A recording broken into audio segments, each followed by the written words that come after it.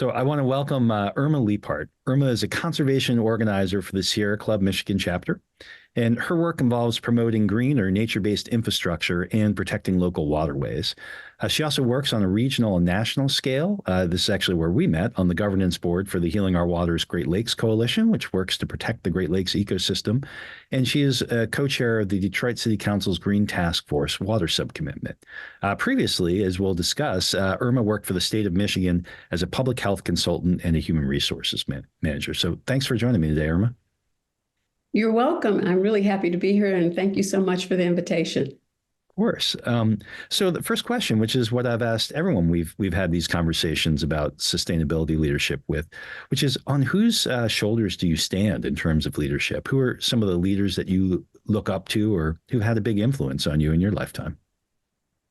Well, I have a firm belief that leaders are everywhere and that we all have the potential to be leaders. And so I actually think of my grandfather, who was, the leader of the family, the patriarch, but someone who exhibited characteristics of leadership throughout his life. And that included, the migration from the South to the North, looking for opportunities. And what he did when he got here, which was, found a place to live, got a job. And then as he settled in, he invited his brothers and cousins to also come. So he led the family in a way that just showed a tremendous amount of caring and compassion in terms of, helping them to seek and obtain opportunities that were not available in the South. My grandfather started several businesses after working at Ford Motor Company and saving money. And one of those businesses was a boat livery in Canada on Rondeau Bay off Lake Erie, which is the experience of being there and spending my summers there is what I think motivated me to really love and care about the out of doors. So I knew you had lived there, but I didn't know that story going all the way back to your grandfather from that. Oh, yeah, definitely. Yeah, he started it all. He bought swampland, which was technically a wetlands, but, and filled it in. But he had a thriving business there for many, many years. And so, this is a person that had an 8th grade education. And so certainly, if he was able to be successful, there's no excuse, right, for us that, with our advanced education. Yeah, that's pretty amazing and really fits in with some of our themes, which is leadership comes from where you are, this theme of situational leadership, and that underlined by caring, compassion, and we've just been talking about ethics and values. And I think you just gave us a beautiful demonstration of that. I wanted to ask you a little bit, changing gears just slightly. You made a really interesting transition in your career from the public sector, where, as I mentioned in the introduction, you had been in the public health and in the human resources side, working in state government, into the environmental NGO sector.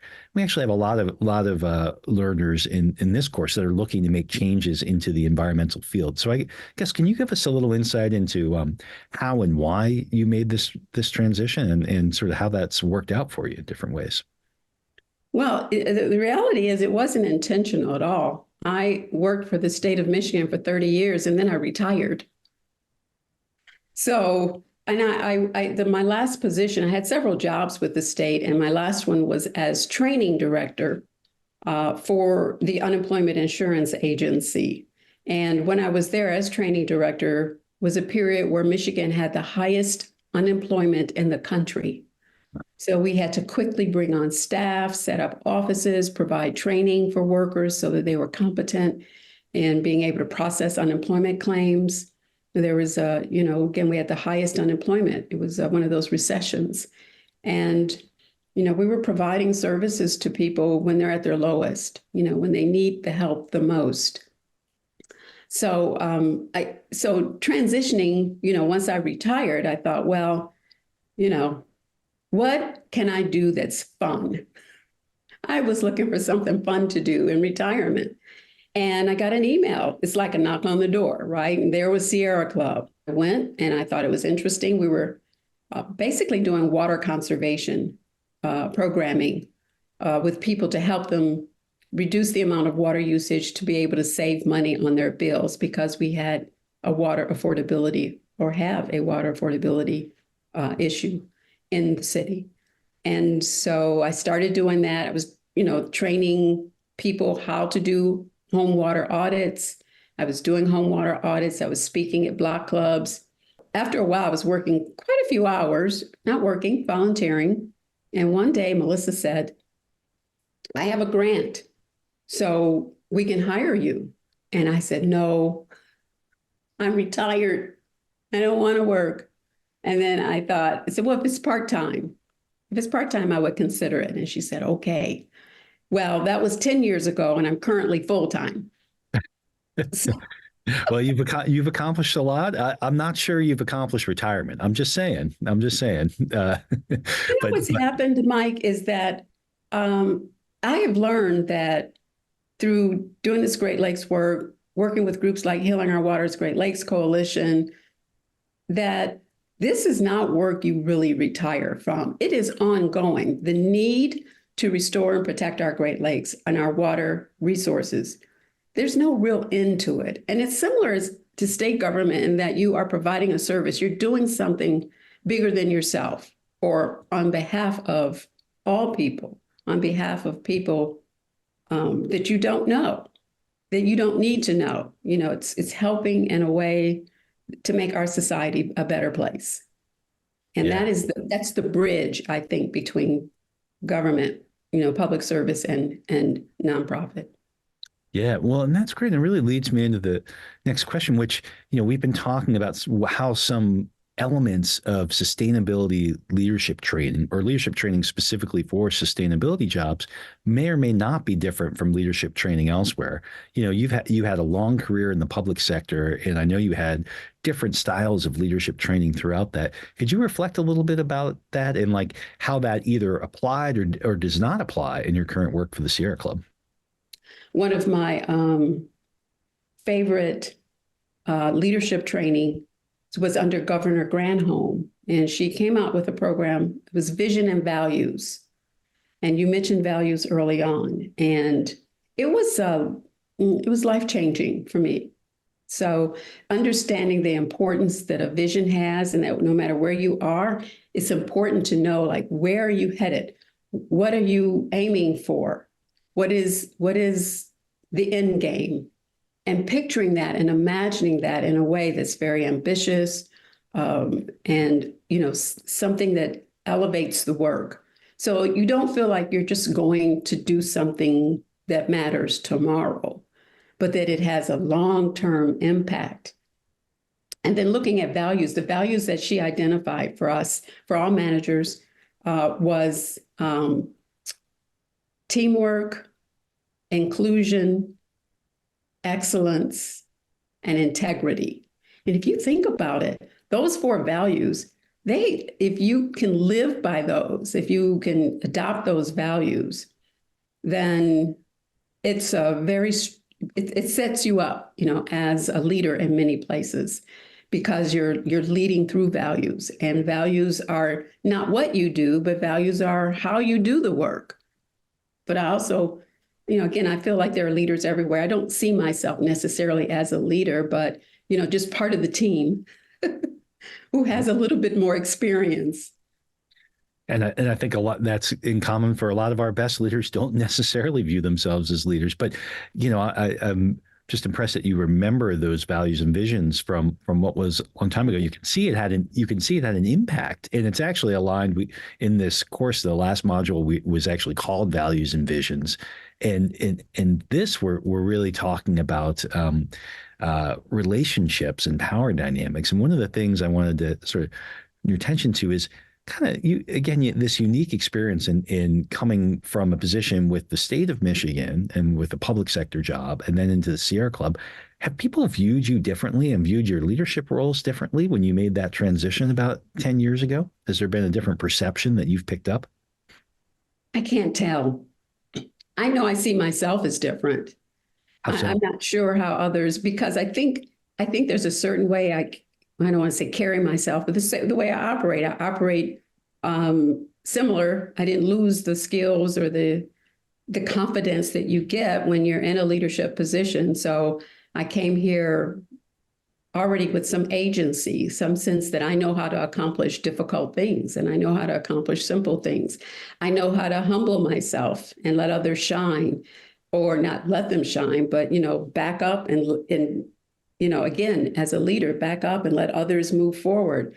So I had some skills and talents walking in the door, and I think maybe that was recognized. But I never really looked at that. I never paid attention to, because I will say, working in the environmental sustainability world, it's a place with some incredibly wonderful people. I love it. I love it. That teamwork, the sense of excellence, the purpose and passion. You find that throughout people that are working on saving the world. And I'm saying that, a little bit in jest, but basically we see what we do as vital to the well-being, quality of life of all people. And so it's a deep sense of work. It's a deep sense of, and so I don't feel any, that anyone sees me in any particular way, because I'm not really trying to present that. I just want to be part of the team. I want to be part of the solution. I'm working for others, and I feel we all have that strong bond. I mentioned Melissa. There's, I could name like, really, I feel like 1,000 people that, including you, really, you've been a mentor for me. And so, yeah, I do not really feel like sense that people, or feel that people sense me as a leader, but I do have I have a history, and I've had a long career, and I've done some complicated things. I've went through some difficult times. So I have that I feel like, I present, and that maybe people recognize. Yeah, I think that's a beautiful way of describing it, and describing that sort of mission-based work and that sense of community and accomplishment that I've felt being involved in this field and working with folks like you for these many years.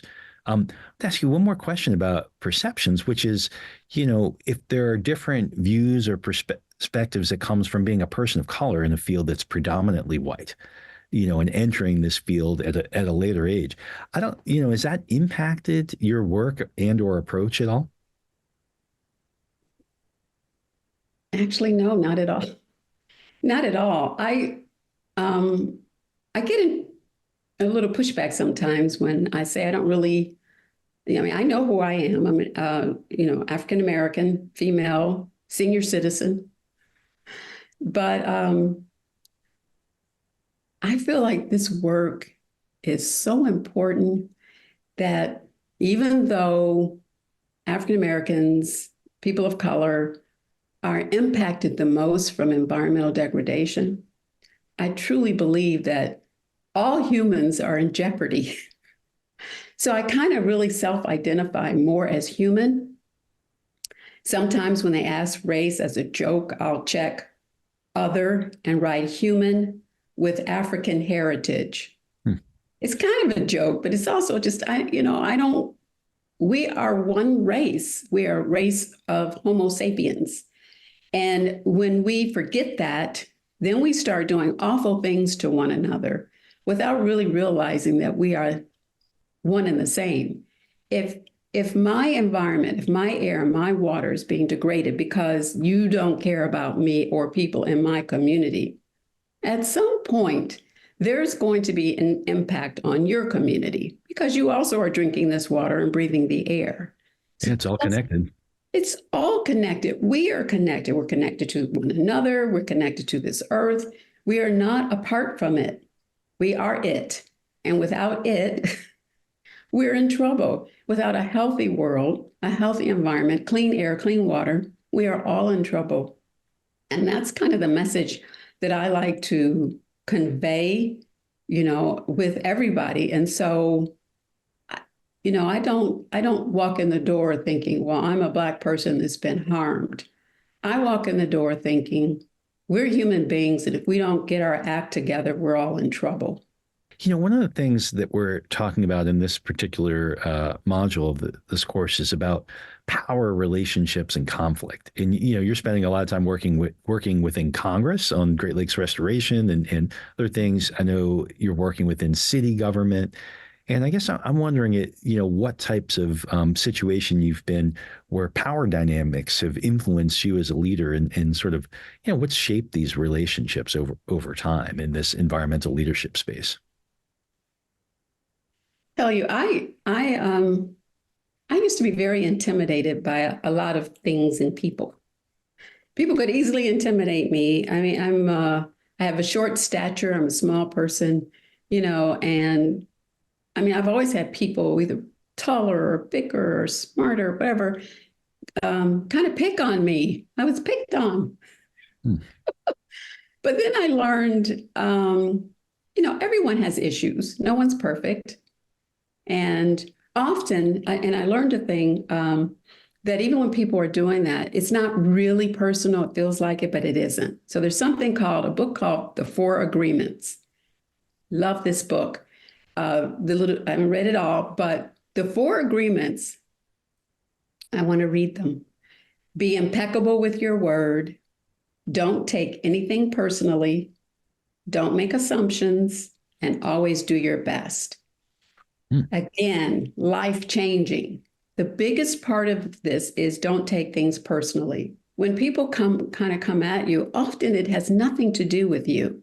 It's something that's bothering them, something inside of them, and you happen to be the person standing there. In these power dynamics, it's like you may have a title or a position, but again, we're all human. We all have something to offer. We all have an important story to tell. And I want to believe that we all care about mostly the same things, that clean water, clean air, sustainable earth, a resilient earth is important to all of us. Yeah, I'd like to think of them as core values. Core values and survival and resilience, these words that we kind of throw out that they're not just words. This is meaningful based on our current circumstances. And that if we just focus on those, then we know, and we all bring our strengths, we bring all of our talents and our strengths together and work on these things, then we'll all benefit. We will all thrive together. And it would be what I like to think of as the win-win. I'm strong on a win-win. I don't see any situation where we can't get there, but it does take a little bit of work. And so bring your power, your influence, your talents, your skills, bring all of that together and let's make it work. I do have an interesting power story though. Sure. I had a boss, long history with the state of Michigan, well known, had been through a lot of ups and downs, but weathered it all. And I worked for him as an analyst. And I would call people and say, well, I'm calling, this was 14 counties. He was director over 14 counties across the southern section of Michigan. And he'd Irma, call so-and-so and get this. And I would call, and people were kind of ignoring me. I wasn't getting what I needed. And he said, well, tell them you're calling for me. So I would call, I wouldn't mention my name at all. Say, I'm calling from Mr. Shelton's office. Mr. Shelton wants. And what I learned in terms of power is sometimes you could take it from someone else and own it. So I became him, R.B. Shelton. It's R.B. Shelton's office. And then I would say, after a while, I would say R.B. Shelton, Erma Leapart from R.B. Shelton's office. And then eventually Erma Leapart was good enough. Yeah, but you utilize that to sort of build your own, I don't know, maybe credibility is the right word, but certainly power. I feel, and it really was amazing to me that I had to do that. But that's power. People, they look up to it. They, sometimes require it. I feel like do the right thing, do what's right, and just help another human, help another person. I'm doing my job, you're doing yours. Let's work together. But Power dynamics is it's heavy. Yeah, well, and you're demonstrating. We talked a bit about sort of the power of humility, and you're talking about sort of listening and being in those spaces, but also utilizing power for good. And I think that what you're talking about demonstrates both sides of that. I just have two more questions for you. One is, what are you most proud of in terms of your work as an environmental leader? If you think back, and I know you've been talking about retirement for as long as I've known you, which I think has been just about 10 years now when actually retire. But when you look back now, what are you most proud of? Well, I've worked the 30 years that I worked for the state, I was in many different jobs. I was a labor relations specialist, personnel specialist, analyst, training director, human resources manager, public health consultant, my favorite job there. I worked in the cancer section, cancer control and prevention section. And again, another group of really dedicated, hardworking people wanting to help people who are suffering at a very difficult time in their lives. And I want to say just, I'm most proud of just having learned so much and made friends and worked with just incredibly brilliant and bright people. And I know that there's much more to learn, right? There's never, you don't reach the point of I know it all. There's so much, and with the internet, even more access to information.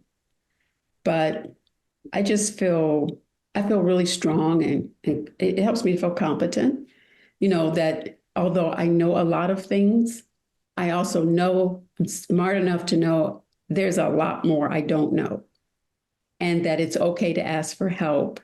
So the person I've become, not this kind of shy, easily intimidated person, to someone who feels comfortable talking to. You mentioned, working with the city, and many, people think it's difficult working with the city of Detroit, or sometimes, it's hard to get through or hard to get information. But they're public servants like I was. And so just that understanding the challenges of a public servant, and know that the vast majority of them really want to make a difference. They want to provide quality service, but there are rules and there are guidelines. And, there are things sometimes that prohibit them from doing all that they want to do. And I have a sense of compassion around that and understanding. But I also then have that agency, that competence, like, well, I was a bureaucrat too, and I understand and get it. And I know that there are things you can do. Mm-hmm. And so just, having a little bit of competence. And I love getting things done. I like connecting people to information and connecting people to one another.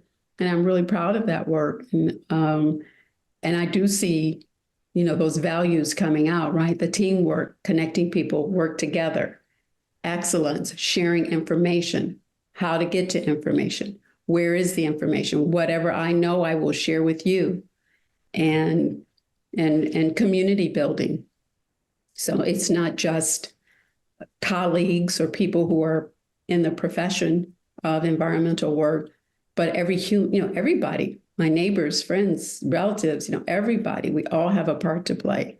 Absolutely. And then, the last question is what I ask everybody in closing is there a key piece of advice that you provide for new or aspiring environmental leaders, or something you wish you knew earlier in your career? You've provided so much insight. Is there something, key that for the new leaders and next generation that's part of this course? Yeah. I would say, especially for environmental leaders and leaders in sustainability, just to understand fully and to be able to articulate as best you can what sustainability is. It sounds like this very special word, and it is, but what does it mean when you break it down? And for me, it's meant triple bottom line, right? The sustainability, in order to sustain ourselves and sustain our work and sustain the earth, that you must take into consideration when you're making decisions, what is the impact on people, the impact on this planet, and as well as the impact on profitability or prosperity. We can no longer, in our capitalistic society, only think that how much money we make or how much earnings we have are the most important. They're important, that's important, but not more important than impact on people and planet. We have already done that, and we see what happens. We have thriving business, but those businesses contaminate water, contaminate the air, pollute without regard to the impact on people or the planet itself. So we've already done this, right, Mike? We've had degraded water. We have areas of concern that are degraded from legacy contamination that have come from industry at a time when there were no laws that prevented it. Well, we shouldn't have to have laws to tell us you shouldn't dump pollutants into water that we drink. That's basic values and ethics, or pollute the air that we're breathing. We know with certainty that when we do that, people are going to suffer. The people are going to be drinking contaminated water. They're going to get sick or worse.